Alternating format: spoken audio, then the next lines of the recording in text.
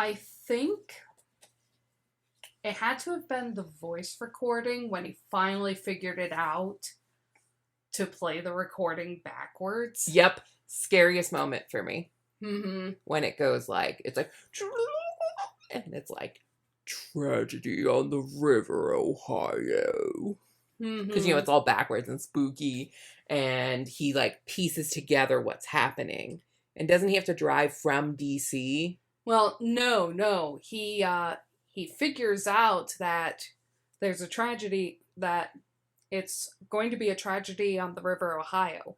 He's thinking it's this power plant that we think we saw while we were driving in the area.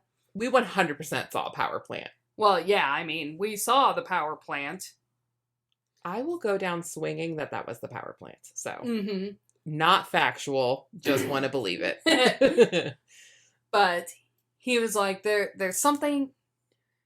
He was, in the movie, he was like, I think the power plant's going to blow up, and it's not until, like, the very end of the movie. I don't want to give spoilers, but he finally drives from DC to go be with, it's gonna kill me if I don't look up who that is.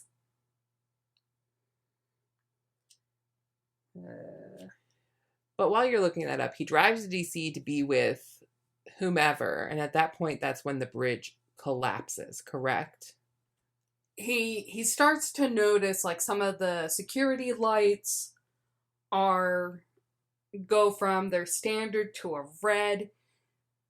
People think they see the creature on the bridge, and the bridge begins to tremble. Which, driving down here, we were on a bridge. We were going so slow because of traffic jams. Yeah. And one of the, there's semis going like 65, 70 miles by us. This was a concrete bridge, not a cable bridge. Yeah, we weren't over a river, but it was still, no, I think we were over a river at the time. Still horrifying. The bridge was vibrating while we were sitting on it in traffic. Yeah. Laura Linney? Yeah, Laura Linney. She's a nobody, and I don't know about her. So, anyways. I don't recognize the name, and I don't care what else she's been in. Quit being Keith. Well, anyways. Thank you. Anyways, where were we? We were talking about the Mothman. Okay, so about the climatic scene. He's, Richard Gere's there. He's supposed to be receiving a call from his wife and from another character he had met and was friends with who had died. But before then, Laura Linney's character called and was like, you can be lonely there. You can also be lonely here, but at least here you're with people. And then, so, big climatic scene, emotional scene. He makes the decision to let the dead be dead and go be with this other go be with her. And there's a traffic jam, the lights are malfunctioning, and there's all these cars sitting on this bridge trying to either go into or come out of Point Pleasant and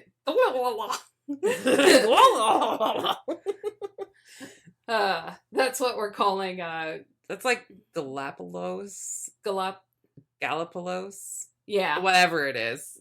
Ohio. We don't know what it is. But we've just been going all weekend. And that started because I stuttered on it, and so I just like blah blah blah.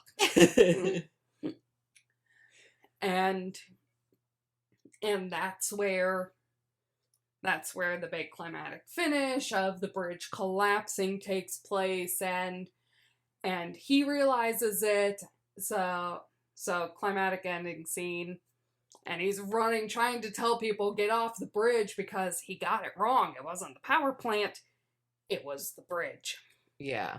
The most unsuspecting thing, the last thing you would think to have a huge disaster. I mean, if you took a power plant and a bridge, you'd think the power plant is more likely to blow than a bridge collapse. Yeah. Sorry if I spoiled that movie for anyone. No, we were just deciding what was the scariest part of the movie, Therese. And we were just talking.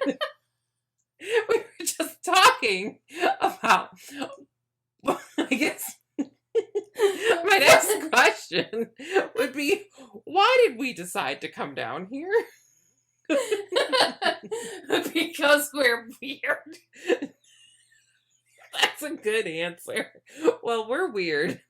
And because we wanted to do a little sister trip, and we were like, let's go do something spooky. What's the spookiest thing we can do within a couple hours? Go hunt the Mothman.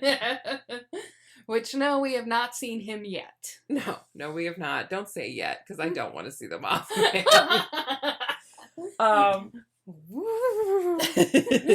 Therese has a little Mothman plushie. Yes. So we're on our trip. What have we done? First of all, I'm going to start this out with, this is not a Wife Wednesday production without somebody starting their period inconveniently. And we were halfway from home, halfway here. And I just start my period in the middle of nowhere. I have to go buy a pad in a gas station. And I had already gone to the bathroom. I didn't want to go back in. It was super busy. The bathroom was really messy. I didn't want to be in there. So I went in the car.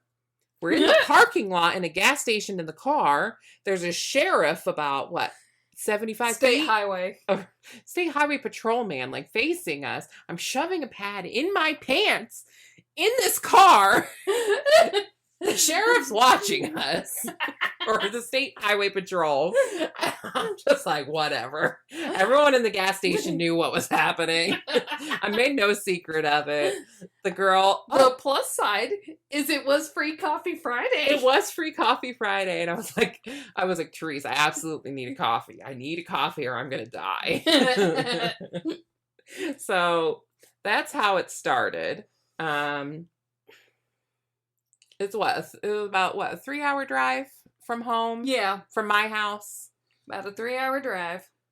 So. Well, actually, it was a little longer because you forgot your meds. Oh, yeah. So that was the first part. We get on the highway after leaving town, and I'm like. I mean, fortunately, we were still technically around town, so we just took the next exit to get off back into town. But I forgot my meds. I had meant to prepare. I didn't work for days before this. I had meant to pack and be prepared, but I could not. And so I packed once Therese got there. Yep. We threw everything in the car. We left. And I remembered that I forgot my medicine probably once we got off the Madison Avenue exit. And I sat there. And I'm like, do I say something? Will I be okay without taking my meds? And I was like, no, I should take my meds. And so I was like, also Therese mentioned something about the meds. Yeah. About packing my meds. And I was like, Therese, I didn't bring my meds. I need to go home. Mm-hmm. So I call my husband. My husband gets all my meds together, runs it out to us at the car. He labeled the bag as anti-children meds. Thanks, baby. We finally leave. Like I said, we have a great trip down. What was that first? We get to town. We were a little early, so we didn't want to go to the Airbnb yet. So where did we go for dinner that night? We went to Rowdy's Smokehouse. Yeah, we did. I've got it here on my Instagram. Oh. And it was kind of like a little podunk hole in the wall. But some of the best barbecue pit food you could ever hope for. After eating junk food all day, it was marvelous. And it was my first meal of the day because I'm bad about eating. I think coffee is a meal. Fortunately, I fed her junk food for the whole drive down. We I had ate chips, half a beef bag of sticks. jalapeno sticks. Or jalapeno sticks. Jalapeno Cheetos. Yeah, jalapeno sticks. Yeah. Sliced right from the pepper. I would eat. I mean, yeah, you would. So, what else did we do? We came here after we ate. We came here. We let the family know we were here. Yes. And then we gorged ourselves on chocolate and cupcakes. Yeah. Okay. So, when we left Rowdy's last night, it was about a 20-minute drive to get to the Airbnb, right? Yes. About 10 minutes into that drive, I suddenly had to poop so bad. I was like, I had the poo sweats. I had to poop so bad, right? And I'm like, oh, thank God, we're almost here, right? So we get here. And then the Airbnb host is outside and wants to talk. Well, correction. We got intercepted by their golden lab. Oh my God, the dog. And I was like, I'll shit myself for a dog. It's fine. Hey, at least you had a pad on, so it acts like a dog.